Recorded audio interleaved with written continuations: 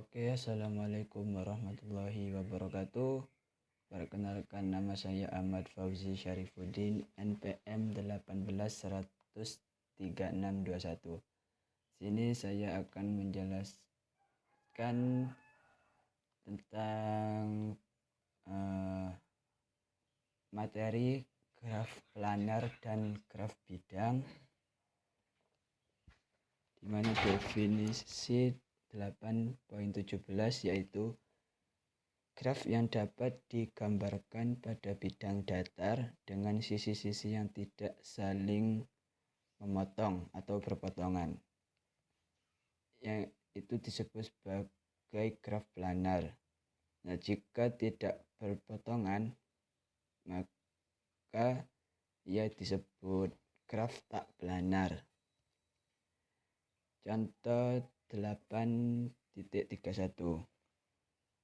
Graf K4 adalah graf planar dan digambarkan dengan sisi yang bersilangan seperti pada gambar A. Ini gambarnya ya. Nah, kita dapat menggambarkan graf itu kembali tanpa ada sisi-sisi yang berpotongan seperti pada gambar B. Sedangkan K5 pada gambar 8.43 bukan graf planar. Maksudnya itu kita bisa mengubah graf lain yang awalnya graf tersebut itu sisi-sisinya berpotongan, kita bisa mengubahnya menjadi tidak berpotongan, yang seperti gambar 8.42 ini ya. Tapi dia melalui sudut yang sama, hanya saja sedikit artinya membelokkan sisi yang lain. Lihat 8.42. Nah, di titik 843 itu ada satu sisi yang berpotongan. Kalian bisa lihat nih ya. Saya hitung dari puncak ini satu ya. Puncak ke kanan 1, 2, 3, 4, 5. Di sisi 2 dan 4 tuh berpotongan dengan sisi 3 dan 5. Kalian lihat di bawahnya itu ya. Mereka saling berpotongan. Nah, berikutnya contoh 8.32. Contoh 8.32 ini merupakan persoalan utilitas ya. Terdapat 3 buah rumah H1, H2, dan H3. Masing-masingnya dihubungkan dengan 3 buah utilitas, yaitu air, gas, dan listrik, dengan alat pengantar pipa, kabel, dan sebagainya. Nah, graf pada gambar A disebut juga graf bipartit lengkap.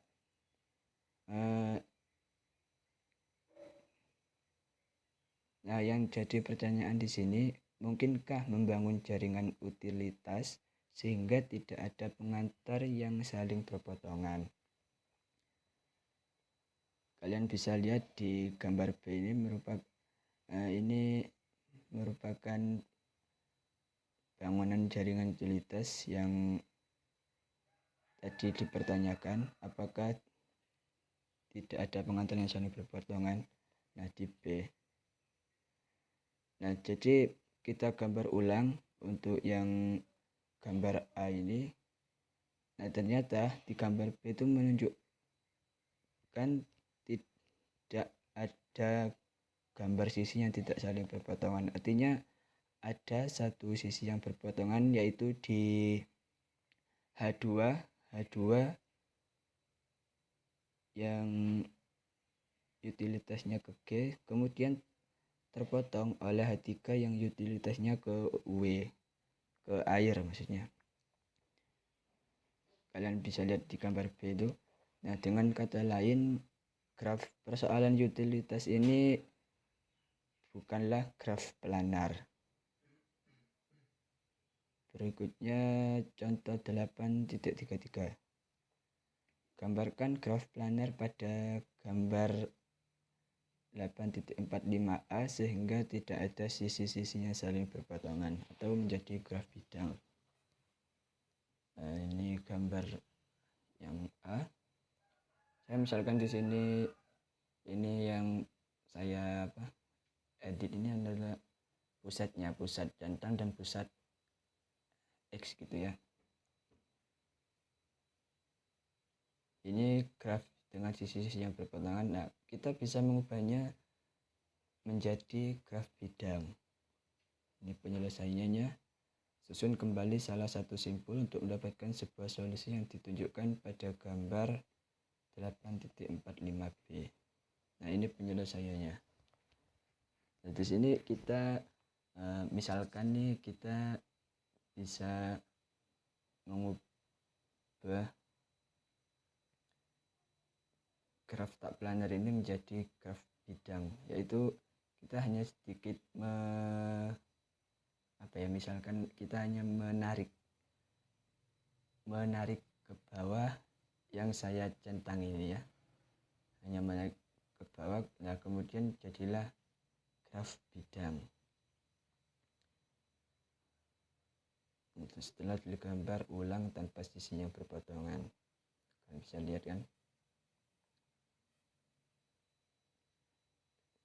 Berikutnya, representasi graf planar yang digambarkan dengan sisi-sisi yang tidak saling berpotongan disebut graf bidang atau plane graph.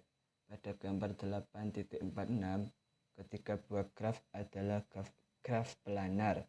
Nah, tetapi graf A bukan graf bidang. Nah, kenapa A bukan graf bidang? Karena mereka ada sisi-sisi yang berpotongan. Contoh tanda silang itu merupakan sisi yang berpotongan. Nah, sedangkan graf B dan C adalah graf bidang. Ketiga graf ini isomorfik.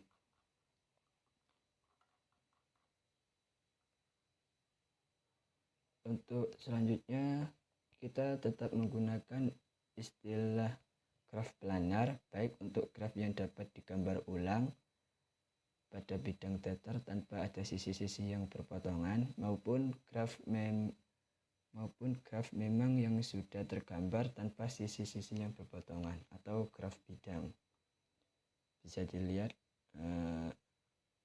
yang A itu bukan graf bidang, sedangkan B dan C itu graf bidang. Sisi-sisi pada graf bidang membagi bidang datar menjadi beberapa wilayah atau region atau muka face. Jumlah wilayah pada graf bidang dapat dihitung dengan mudah. Graf bidang pada gambar 8.47 terdiri atas 6 wilayah, termasuk wilayah terluar. Ini merupakan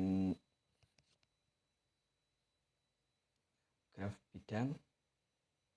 Dia memiliki 6 wilayah, R1, R2, R3, R4, R5, dan R6. Misalkan nih untuk wilayah graf bidang pada gambar C ini ya, 8.46 nanti itu ada 1, 2, 3, 4. 4 di mana? 4-nya itu di luar graf bidang ini. Ya, itu sedikit penjelasan dari saya tentang graf planar dan graf bidang. Untuk selanjutnya akan dilanjutkan dengan materi rumus Euler. Oke, terima kasih. Wassalamualaikum warahmatullahi wabarakatuh. Oke, baik. Assalamualaikum warahmatullahi wabarakatuh. Saya Andrika Prawati, NPM 18003633. Di sini saya akan menjelaskan mengenai rumus Euler dan ketersamaan Euler. Nah, rumus Euler ini digunakan untuk mengetahui jumlah wilayah pada graf planar. Jadi, kan sebelumnya sudah dijelaskan bahwa graf bidang yang merupakan representasi dari graf planar itu memiliki sejumlah wilayah. Nah, jumlah wilayah ini dapat dihitung dengan rumus Euler n min E plus F sama dengan 2. Atau F-nya ini benda ruas, F sama dengan E min N plus 2. Jadi dalam hal ini E ini merupakan jumlah sisi dan N itu merupakan jumlah simpul. Misalnya, di situ terdapat graf bidang di mana graf bidang tersebut telah memiliki 6 wilayah. Kalau kita hitung manual, 6 wilayah itu meliputi R1, R2, R3, R4, R5, dan R6.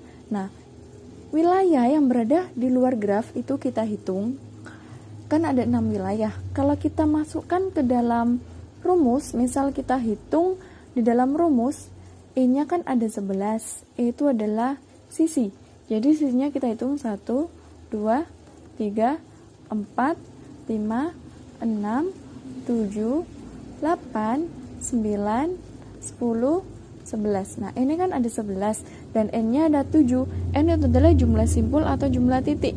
Jumlah titik-titik ini itu ada 7. Nah, baru kita masukkan rumus F sama dengan E-nya 11, min 7 ditambah 2 sama dengan 6. Terbuktikan bahwa jumlah wilayah pada graf bidang ini itu adalah 6. Tetapi, rumus ini berlaku hanya implikasi. Jika graf itu planar, maka bisa digunakan dengan rumus ini. Tetapi, semisal ada suatu graf, kita telah mengetahui jumlah wilayah, kita hitung manual ada 5 semisalnya. Lalu kita buktikan dengan rumus ini. Nah, hasilnya sama 5. Lah, dengan seperti itu kita tidak bisa mengklaim bahwa graf itu adalah graf planar. Di sini hanya berlaku rumus implikasi.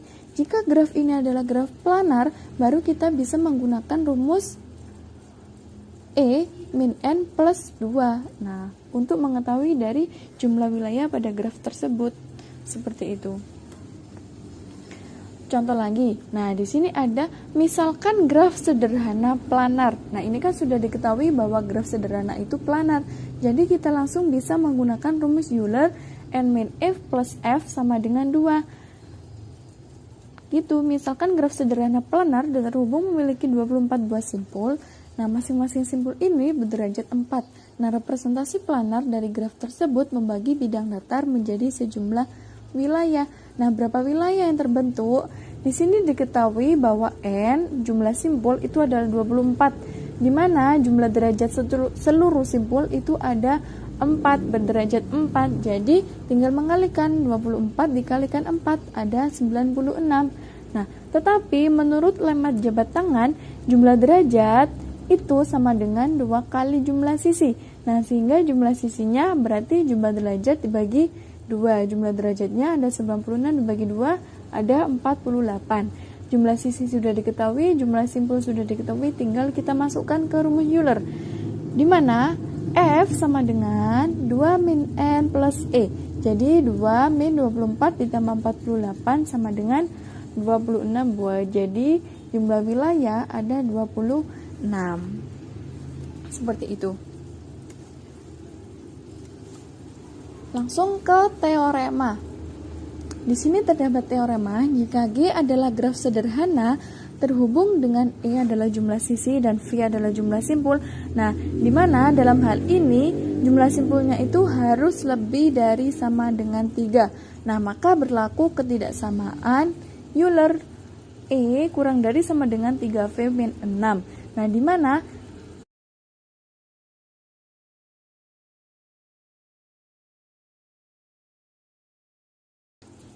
jadi gini, di sini berlaku rumus implikasi. Jika graf itu planar, maka kita bisa dengan menggunakan ketasamaan Euler.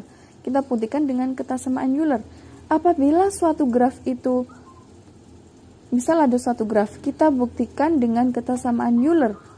Kok hasilnya kok memenuhi dengan ketasamaan Euler, tapi kita tidak bisa mengeklaim bahwa graf itu adalah graf planar. Kita langsung ambil contoh. Di sini ada gambar 8.48. Di sini ada sebuah graf. Ini kan contoh dari graf planar yang tadi. Nah, di mana N-nya itu sama dengan 4, E-nya sama dengan 6. N itu adalah jumlah simpul, simpulnya ini ada 4, dan E itu adalah jumlah sisi 1, 2, 3, 4, 5, 6. Nah, kita masukkan ke dalam rumus ketasamaan Euler ini. Ketasamaan Euler ini digunakan untuk mengetahui keplanaran suatu graf. Jadi E-nya berapa? E-nya 6. Berarti 6 kurang dari 3 kali V ini sama dengan jumlah simpul. Berarti jumlah simpulnya 4.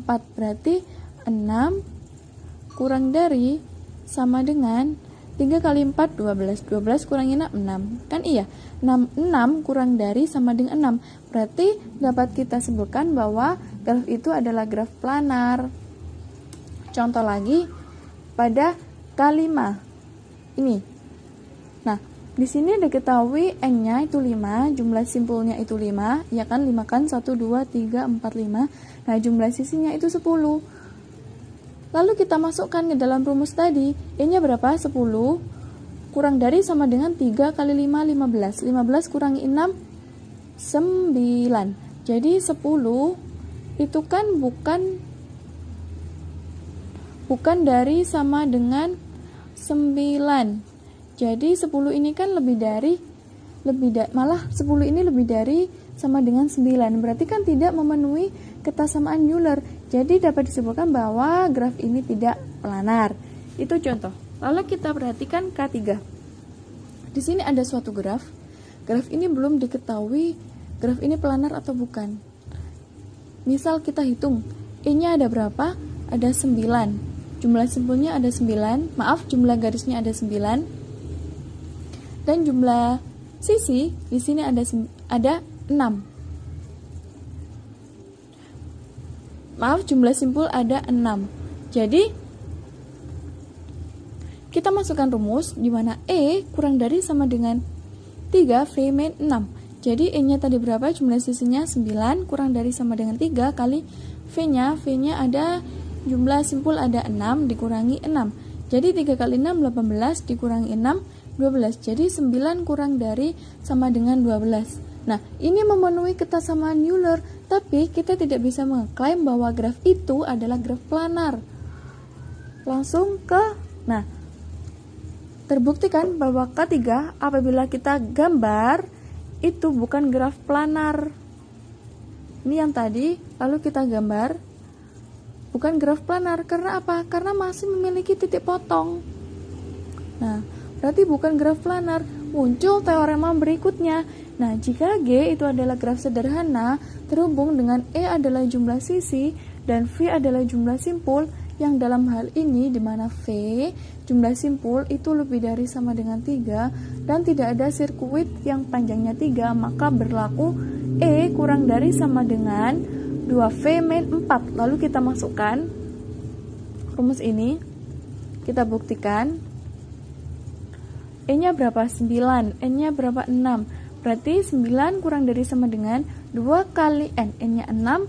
12 kurangi 4 sama dengan 8. Nah, 9 apakah kurang dari 8? Nah, salah. Jadi terbukti bahwa graf ini adalah graf tidak planar. Bukan graf planar. Nah, baik, jadi dapat disimpulkan bahwa teorema-teorema yang tadi saya jelaskan itu tidak bisa secara tegas mengetahui bahwa graf itu adalah graf planar, tidak bisa mengetahui keplanaran suatu graf. Jadi, teorema tersebut itu hanya menjadi syarat perlu untuk mengetahui keplanaran suatu graf, bukan syarat cukup. Nah, untuk lebih jelasnya, kita bisa mengetahui keplanaran suatu graf itu dengan menggunakan teorema Kuratowski ini yang akan dijelaskan oleh teman saya. Baik, terima kasih. Untuk itu kurang lebihnya saya mohon maaf. Wassalamualaikum warahmatullahi wabarakatuh. Assalamualaikum warahmatullahi wabarakatuh. Saya Mary Selviani dengan NPM 181003645. Sebagai pemateri ketiga, di sini saya akan sedikit menjelaskan mengenai teorema Kuratowski. Teorema Kuratowski dalam literatur tentang graf, dua buah graf tidak planar yang khusus itu disebut juga dengan graf Kuratowski. Seorang matematikawan asal Polandia, yaitu Kazimierz Kuratowski, ini menemukan sifat atau bentuk graf Kuratowski yang unik. Di antaranya, graf Kuratowski pertama yaitu graf lengkap yang mempunyai 5 buah simpul atau K5 adalah graf tidak planar. Bentuknya seperti ini. Nah, di graf K5 ini memiliki 5 buah simpul. Kemudian, graf Kuratowski kedua yaitu graf terhubung teratur dengan 6 buah simpul dan 9 buah sisi, atau K33 adalah graf tidak planar. Contoh grafnya seperti ini. Ini memiliki 6 simpul dengan 9 sisi dan masing-masing itu terhubung. Selanjutnya,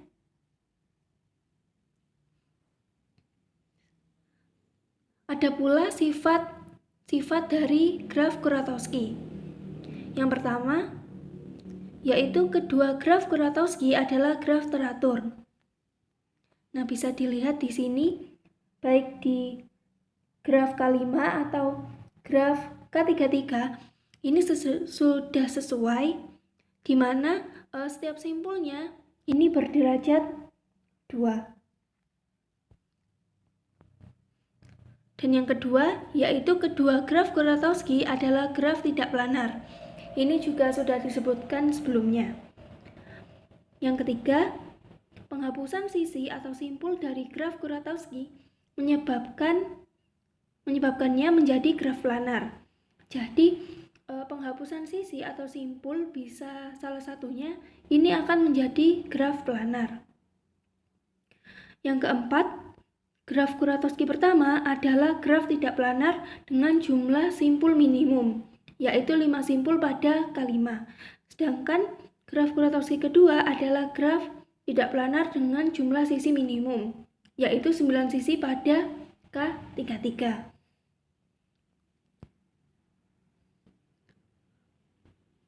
Kemudian,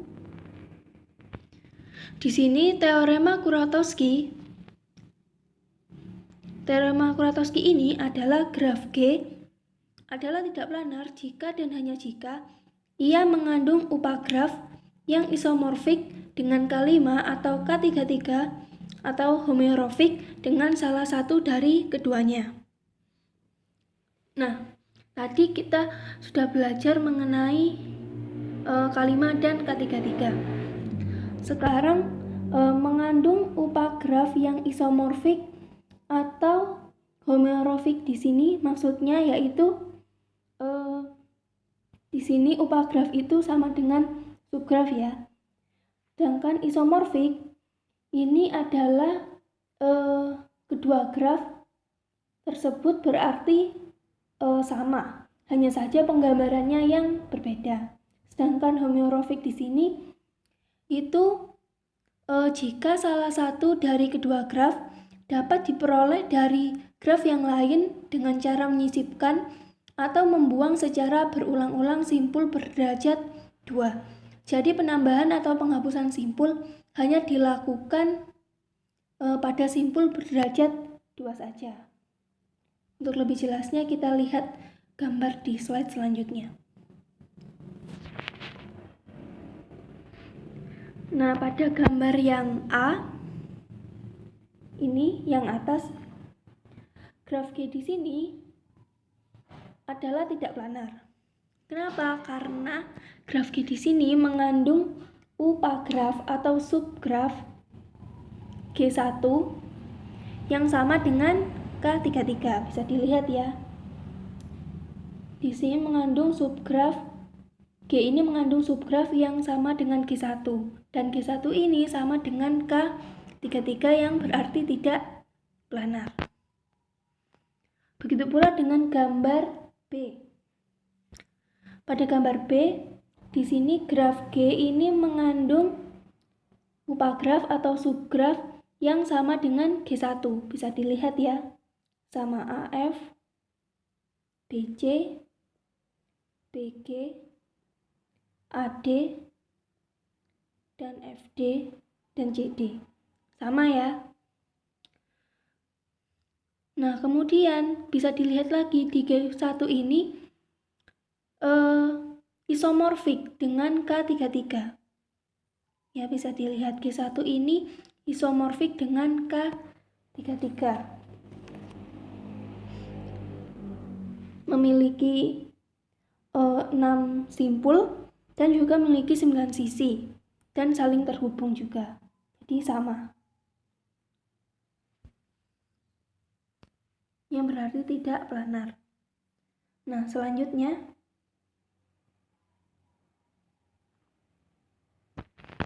untuk gambar yang atas di sini, ketiga graf pada gambar ini adalah graf yang homeomorfik satu sama lain. Kita lihat di sini untuk G2 ini diperoleh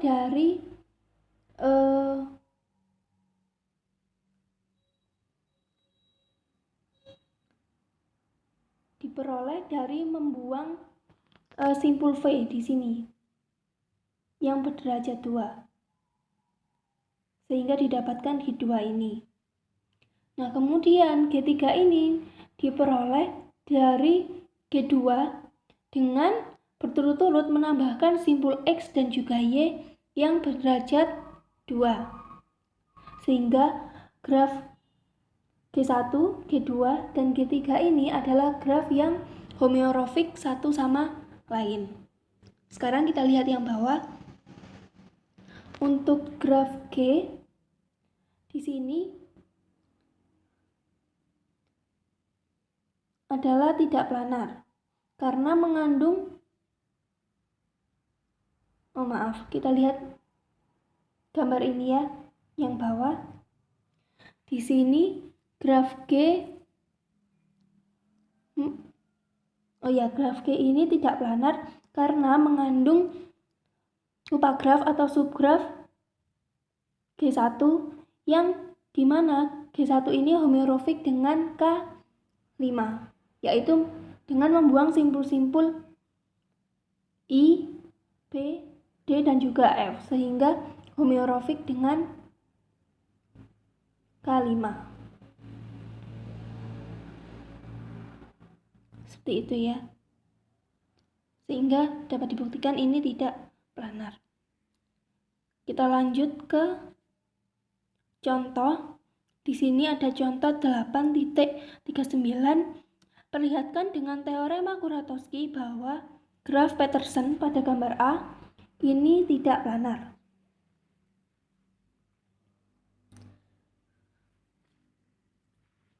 Dari graf Petersen ini kita dapatkan upagraf atau subgrafnya, yaitu misalnya ini ya G1. Selanjutnya dari G1 ini kita buang simpul berderajat 2, yaitu simpul 7, 8, dan 9. Sehingga didapatkan G2 ini yang homeomorfik dengan G1. Nah, jika digambarkan ulang, maka akan didapatkan G2 ini yang isomorfik dengan K33, di mana memiliki 6 simpul, 9 sisi, dan saling terhubung. Maka dari rangkaian proses ini dapat ditunjukkan bahwa graf Petersen adalah graf yang tidak planar. Jadi, teorema Kuratowski ini lebih mudah digunakan untuk menentukan bahwa sebuah graf itu tidak planar. Seperti itu.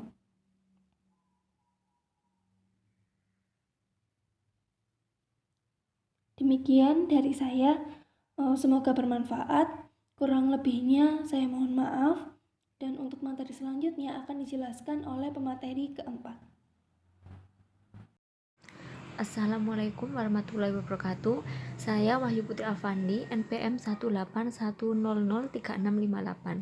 Jadi saya di sini sebagai pemateri terakhir, yaitu pemateri 4. Baik, sekarang kita akan membahas tentang graf dual. Graf dual. Nah, asumsikan G merupakan graf planar. Jadi, istilah dual dari suatu graf itu berlaku untuk graf yang merupakan graf planar. Nah, maka dual dari graf planar itu biasanya dinotasikan dengan G bintang, di mana dual dari graf planar itu diperoleh dengan cara berikut. Yang pertama, pada setiap daerah di G, buat sebuah vertex V bintang yang merupakan vertex untuk G bintang. Kemudian untuk setiap sisi E di graf G, tarik sisi E bintang yang menjadi sisi untuk G bintang yang memotong sisi E tersebut. Sisi E bintang menghubungkan dua buah vertex V1 bintang dan V bintang 2 yang berada dalam daerah R1 dan R2 yang dipisahkan oleh sisi E di G untuk sisi E yang salah satu verteksnya merupakan verteks berderajat 1, maka sisi E bintang merupakan loop. Kita langsung lihat contohnya. Nah, perhatikan graf ini. Ada 5 buah verteks, kemudian tidak ada sisi yang saling berpotongan ya. Tidak ada sisi yang saling berpotongan, maka graf ini merupakan graf planar. Nah, kita tidak perlu membentuk graf bidangnya lagi, atau ini bisa dikatakan graf bidang untuk graf planar ini. Untuk banyaknya sisi, ini sisi pertama, ini sisi kedua, kemudian ini sisi ketiga. Apakah ini sisi keempat? Tidak, karena daerah ini satu kesatuan dari daerah ini. Jadi harus ada sisi yang memisahkan. Kayak dari sini ke sini kayak tidak ada jalan ya. Mereka terisolasi di sini. Ini juga terisolasi. Kalau ini mereka tidak terisolasi. Mereka dalam satu kawasan. Jadi dalam graf ini ada 3 buah daerah. Ini daerah 1, ini daerah 2, dan yang di luar ini adalah daerah 3. Daerah 3 ini bukan hanya di sini saja, ini juga termasuk daerah 3, ini juga termasuk daerah 3, ini juga termasuk daerah 3. Langkah pertama, kita harus membuat vertex untuk menjadi anggota dual graf planar ini. Nah, misal tuliskan vertex di sini, kita buat vertex di sini, kita juga buat vertex di sini, boleh di sini, boleh juga di sini. Cuma biar sama dengan yang sudah saya ilustrasikan di sini, jadi kita buat vertexnya di sini saja. 3 buah vertex ini menjadi vertex di graf dualnya. Langkah berikutnya supaya menjadi sisi adalah dengan dia harus memotong setiap sisi yang sudah ada di graf G. Yang berwarna hitam ini adalah graf G. Maka hubungkan ini supaya memotong sisi yang ini jadi seperti ini. Kemudian harus memotong sisi yang ini juga. Dia ke sini, kemudian harus memotong sisi yang ini juga, ketemunya dengan vertex ini. Kemudian sudah ya, karena yang di sini kan vertex ini dibatasi oleh 3 buah sisi, yaitu sisi ini, dan sisi ini. Jadi vertex ini sudah memotong semua sisinya. Sekarang vertex yang ini, dia dibatasi oleh 3 buah sisi, yaitu ini, dan ini. Maka untuk memotong sisi yang ini, dia sudah ketemu dengan sisi yang ini. Kemudian untuk memotong sisi yang ini, biar keluar, dia harus vertex mana ya? Ya tentu vertex ini, karena di daerah ini cuma ada 1 buah vertex. Kemudian dia harus memotong sisi yang ini. Dia harus kemana? Tentunya ke vertex ini, karena daerah di luar ini diwakili oleh 1 buah vertex di sini. Jadi seperti ini. Nah, oke, berikutnya vertex ini dia dibatasi oleh berapa daerah ya, yaitu dibatasi oleh sisi yang ini, dibatasi oleh sisi yang ini, dan dibatasi oleh sisi yang ini. Sisi yang ini kan belum tersentuh, jadi dia harus kemana vertex ini? Kalau dia memotong ini, maka dia akan membentuk loop. Nah, itulah yang disebut tadi bahwa untuk sisi E yang salah satu vertexnya merupakan vertex berderajat 1, maka sisi E ini merupakan loop. Nah, kita kan tadi dari sini kalau motong sini ini sudah, motong sisi ini, yang ini juga sudah, yang ini juga di sini sudah, di sini juga sudah. Nah, kalau sekarang kita mau motong sisi yang ini, tadi kan belum ada di sini. Kita harus motong sisi yang ini. Dimana sisi ini salah satu vertexnya berada 1, maka sisi E bintangnya ini, yaitu yang sedang saya lukiskan ini, adalah yang disebut loopnya. Nah, ini dia. Lah sekarang tuliskanlah dual dari graf tersebut. Inilah dia, atau yang berwarna merah ini menjadi dual dari graf yang berwarna hitam. Grafnya ini ya. Oke, itu dia. Nah, ada lema yang mengatakan asumsikan G merupakan graf planar terhubung. Jika pada graf G itu banyaknya vertex adalah N, banyaknya sisi adalah E, terus banyaknya daerah itu adalah R, maka pada dual grafnya tadi banyaknya vertex itu sama dengan banyaknya daerah. Terus banyaknya sisi ini adalah banyaknya sisi.